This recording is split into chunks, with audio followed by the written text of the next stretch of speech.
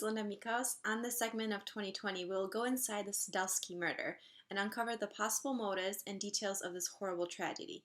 Before we get started, let's take a few seconds to watch a news coverage immediately after the homicide and get a better understanding of the situation. News this morning from Archer Heights, a mother found dead in a basement. And now police are questioning her two sons. CBC's Mike Puccinelli joins us live from the scene with the details. Good morning, Mike. Fill us in.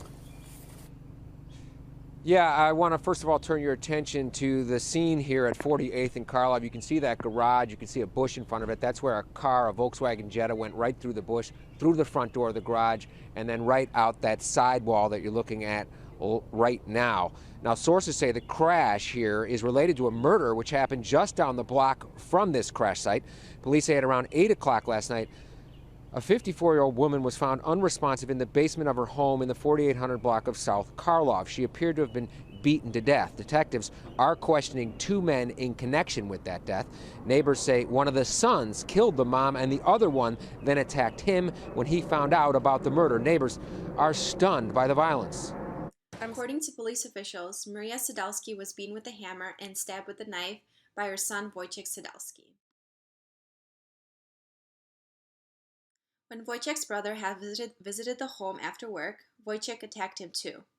The brother was able to escape to a neighbor's house and call 911 after a brief struggle. But when he started walking back to the home to check on his mother, Wojciech Sadowski, the suspect now in their mother's car, drove onto the sidewalk trying to run him over. The brother jumped out of the way and Wojciech ended up crashing his car into the side of the garage. He then ran out of the car and chased his brother before hitting him with a hammer. Luckily, the police arrived on the scene and arrested the suspect. He is now in prison and awaiting his trial and sentence. When I first heard about this tragedy, I couldn't believe that something like this could happen in real life. I've watched plenty of horror films, and it seems like this could be something that could be played out in a horror film. Many people were shocked, especially friends and family. And let's take a moment now to look at the statement from Maria Sadowski. Speechless. I can't, even begin to express how horrible that is, just because, that's his mom.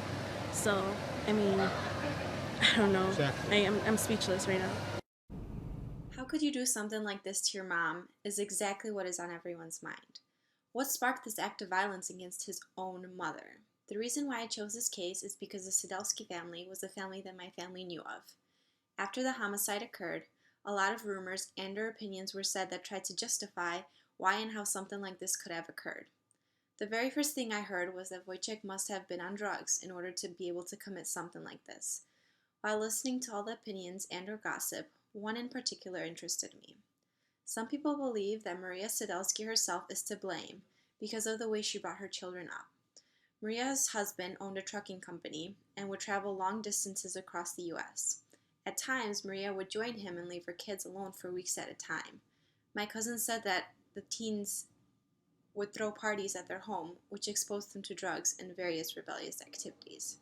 Like Macbeth, everyone has their own opinion of who is to blame in this situation. Within our discussions, we thought that either the witches, Macbeth, or Lady Macbeth were to blame. In this case, some say that Wojciech is responsible because he's the one that actually committed the murder. He's the one that used violence against his mother and used the hammer and the knife and beat his mom to death. Some say that the victim is to blame because of her absence as her kids grew up. And then there are those who blame Maria's husband for not being home when this occurred. In the end, we can only make assumptions as to why such a murder was committed. But one thing we do know is that this family's lives will forever be changed.